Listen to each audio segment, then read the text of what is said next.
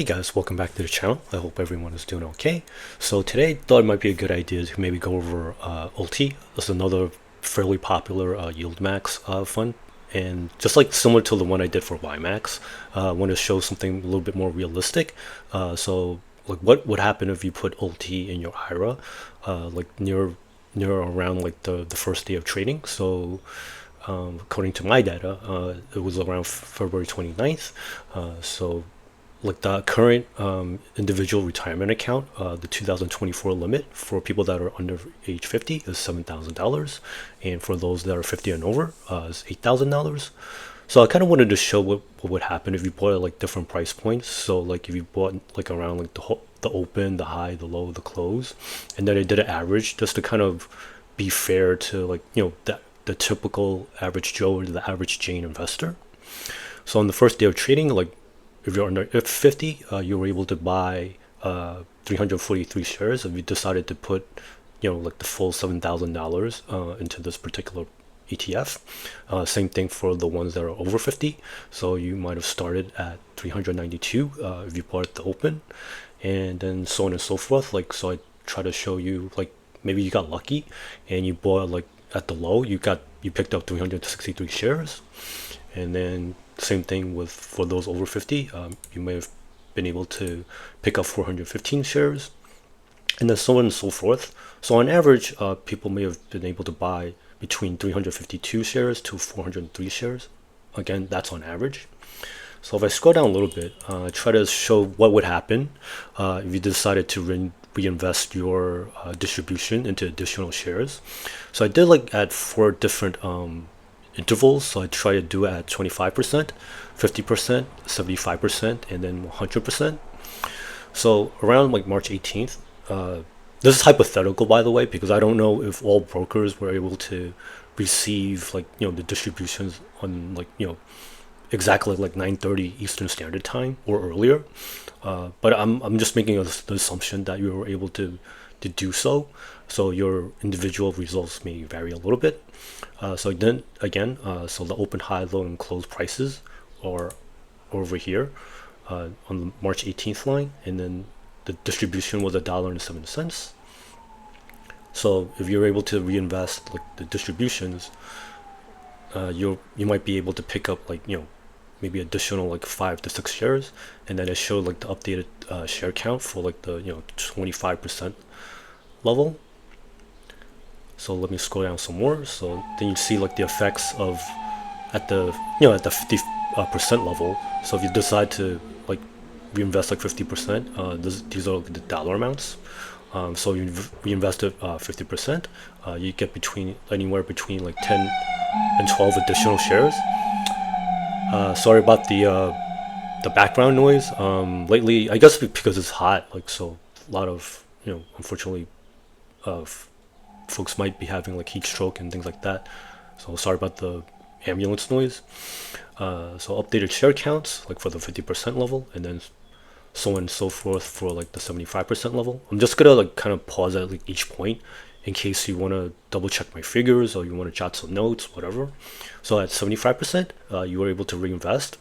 If that's well like your comfort level, you're able to pick up between 15 and 19 shares. So and then I showed like the updated share counts, and then like if you decided to do like all 100% of the distribution, these are the effects. So you pick up another 20 to 25 shares. So hopefully this makes sense. I mean, it's a little long.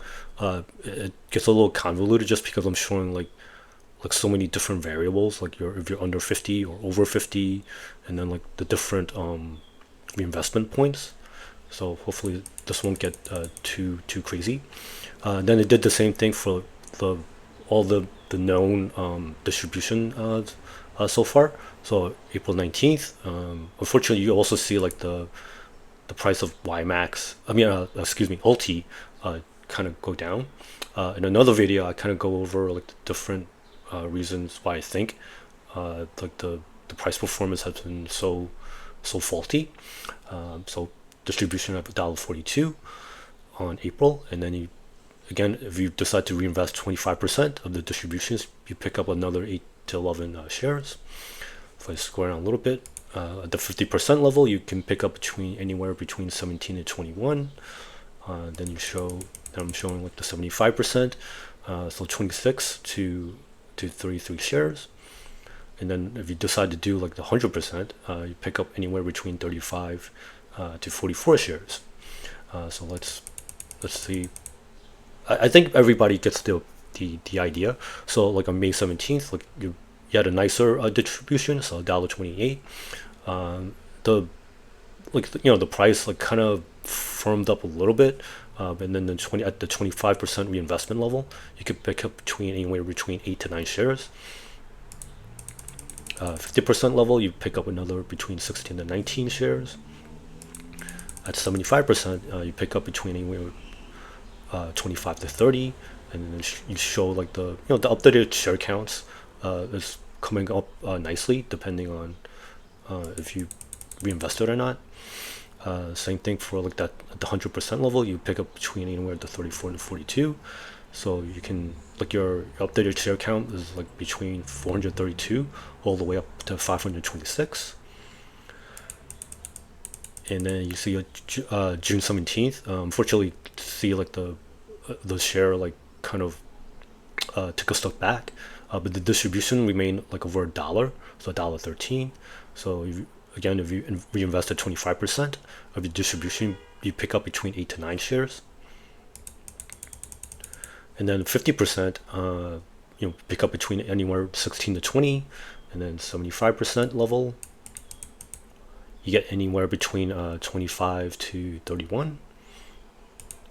And at the 100% level, pick up anywhere between 36 to 44. And these are like the updated like share counts. So now you're up to like 468, all the way up to 571. Again, depending on your age and reinvestment level. So this is the last one. Unfortunately, the price has taken a step back. At the time of this recording, it was probably a little bit lower than this, unfortunately. And the distribution, unfortunately, is dipped below like the dollar mark.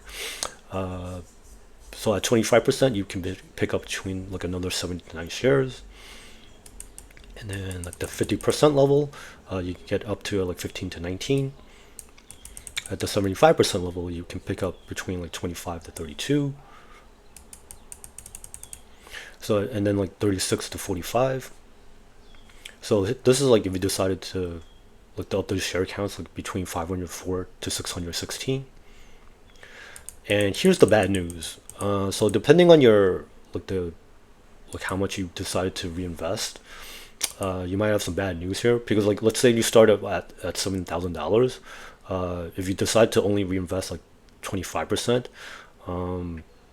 unfortunately, like you're as low as 4,940, and then if you're over 50, like you're down to like 5,646, and you can see like the percentage changes over here. So like almost a third at the 25% reinvestment level. However, if you decided to do like 50% of your distribution, it's not as bad, but you're still down. So like you're down like almost like roughly a fifth of your starting balance. At the 75% level, things get a little bit better.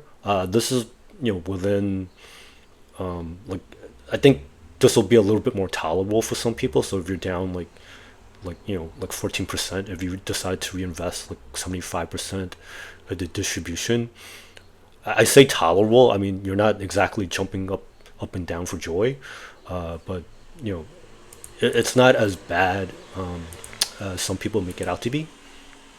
And then of course, like if you decide to do it at like the 100% level, now you're kind of like hovering around like break even.